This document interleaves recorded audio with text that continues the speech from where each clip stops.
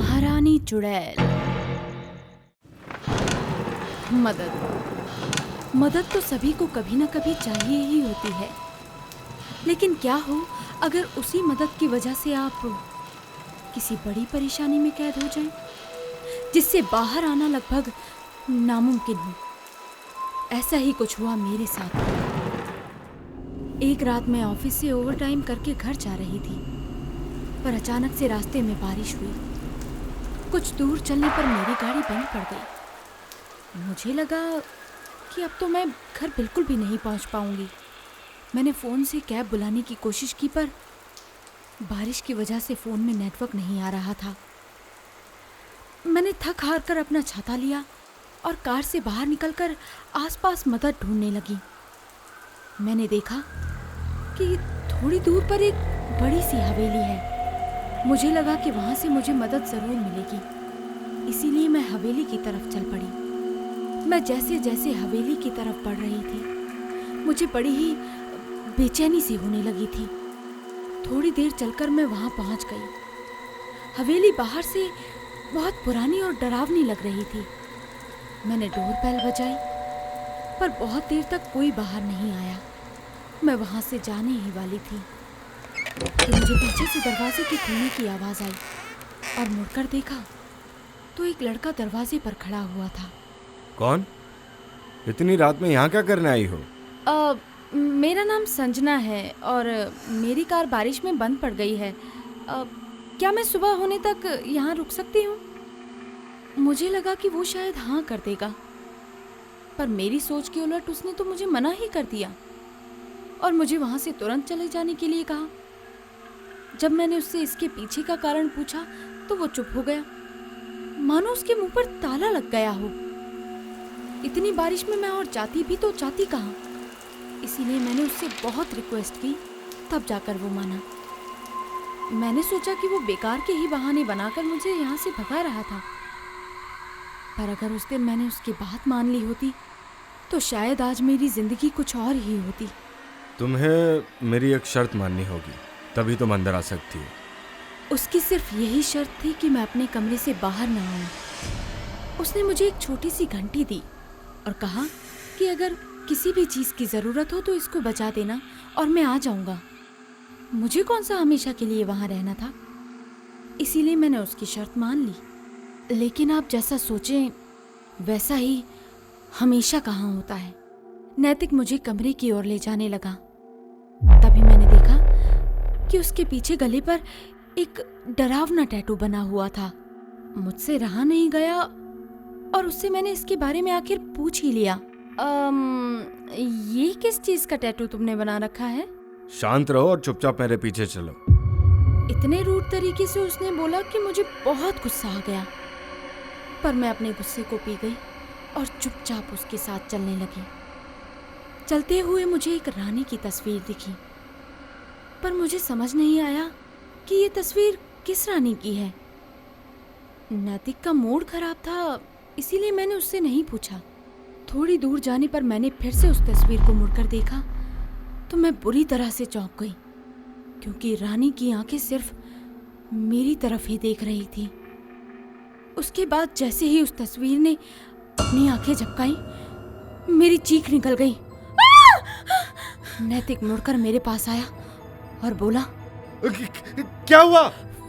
वो तस्वीर, उस तस्वीर ने अभी भी आंखें झपकाई है। नैतिक ने मुझसे कहा कि मुझे जरूर कोई गलतफहमी हुई है, लेकिन नैतिक की बातों और हाव भाव से मुझे थोड़ा शक हुआ कि वो कुछ तो बात छुपा रहा है। तभी घड़ी का अलार्म बजा। रात के ठीक 12 बजे। नैतिक बहुत घबराया हुआ था। उसने थोड़ी हड़बड़ी में जाते हुए कहा, तुम अपना ध्यान रखना और कुछ भी हो जाए उस कमरे से बाहर मत निकलना। इतना कहकर वो तुरंत वहां से चला गया। मैं कमरे में लगी चेयर पर बैठकर आराम करने लगी। थोड़ी देर में मुझे भूख लगने लगी। मैंने घंटी को बजाया, पर नैतिक आया ही नहीं। बहुत देर तक घंटी बजाकर मैं परेशान हो गई। फिर नैतिक की बातों को नजरअंदाज करते हुए मैं कमरे से बाहर आई और नैतिक को ढूंढने लगी। चलते हुए मुझे ऊपर से किसी चीज के हिलने की आवाज आई। मेरे ऊपर देखने से पहले ही एक स्क्रू मेरे पैर के पास गिरा। मैं उसे उठाने ही वाली थी कि पीछे से नैतिक ने मुझे धक्का दिया और हम दोनों दूर जाकर गिरे। मुझे किसी चीज के टकराकर टूटने की आवाज आई। मैंने मुड़कर देखा कि मेरे पीछे एक टूटा हुआ कैंडलियर था। तुम यहाँ क्या कर रही हो? मैंने कहा था ना कि कमरे में ही रहना। मैंने उसे बताया कि मुझे भूख लगी थी। उसने मुझे फौरन कमरे में वापस जाने के लिए कहा और भागता हुआ दूसरी ओर चला गया। मैं नैतिक का पीछा करने लगी, पर वो जैसे कहीं गायब हो गया हो। लंबे से कॉरिडोर में बहुत सारे कमरे थे। मैं किस किस में चेक करती, इसीलिए मैं धीरे धीरे कदमों से कॉरिडोर में आगे बढ़ने लगी। तभी मुझे किसी के कराहने की आवाज आई। मैंने डरते हुए उस आवाज का पीछा किया और एक कमरे तक पहुंची। मैंने दरवाजा खोलकर कमरे के अंदर जो देखा, उससे मेरे पैरों तले जमीन ही खिसक गई। सिंहासन के ऊपर बैठी एक चुड़ैल नैतिक का खून चूस रही थी।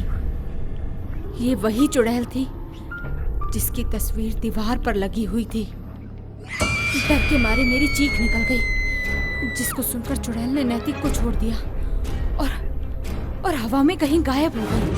संजना, तुम यहाँ कैसे? और तुमने ये क्या कर दिया? नैतिक, देखो, मैं अब सब समझ गई हूँ। तुम मेरे साथ चलो, हमें जल्द से जल्द यहाँ से निकलना होगा। मैं यहाँ से नहीं जा सकता। तुमने यहाँ पर आकर बहुत बड़ी गलती कर दी, इसलिए जितना जल्दी हो सके यहाँ से भाग जाओ। मैंने नैतिक की एक भी बात नहीं सुनी और उसका हाथ पकड़कर जबरदस्ती अपने साथ हवेली के दरवाजे तक खींचती हुई ले गई। मैं जैसे ही उसको दरवाजे के बाहर ले जाने लगी तो उसने मेरा हाथ झटक दिया, पर मैं भी बहुत जिद्दी थी, इसीलिए मैं उसे धक्का देकर बाहर ले आई। उसने चिल्लाते हुए कहा, ये तुमने आखिर क्या कर दिया? नैतिक इसके आगे कुछ कहता, मैंने देखा कि पीछे से किसी ने मेरा हाथ पकड़ लिया। हाथ बिल्कुल बर्फ जैसा ठंडा था। मैंने मुड़कर देखा कि वो उसी रानी का हाथ था। वो मेरी तरफ देखकर खौफनाक तरीके से चीखी, जिससे मैं बेहोश हो गई। अगले दिन सुबह मैंने अपने आप को एक कमरे में बेड पर लेटे हुए पाया। मेरी गर्दन पर मुझे खारिश सी महसूस हुई।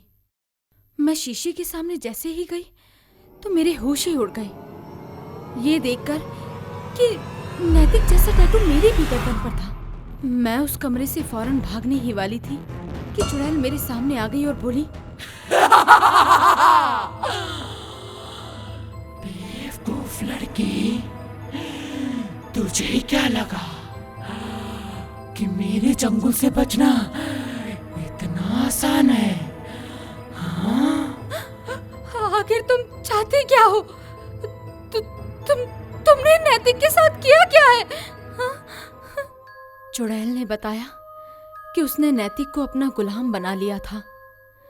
मेरे हवेली आने के बाद से ही वो मुझे पसंद करने लगा था और वो मुझे चुड़ैल से बचाना चाहता था। इसीलिए उसने मुझे हवेली में ना रुकने और ना घूमने के लिए कहा, पर मेरे जबरदस्ती उसे बाहर ले जाने से वो आजाद हो गया। जो टैटू मेरे और नैतिक की गर्दन पर था, वो कोई टैटू नहीं, चुड़ैल का निशान था, जिससे वो खून पीती थी।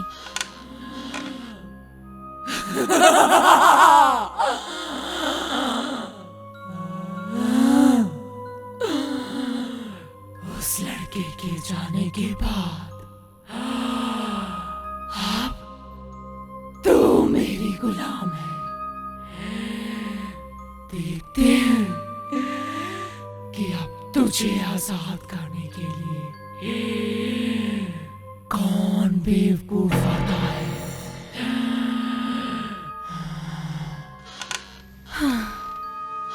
तब से मैं इस हवेली में कैद हूँ और उम्मीद करती हूँ कि शायद कोई आए और मेरी जगह ले।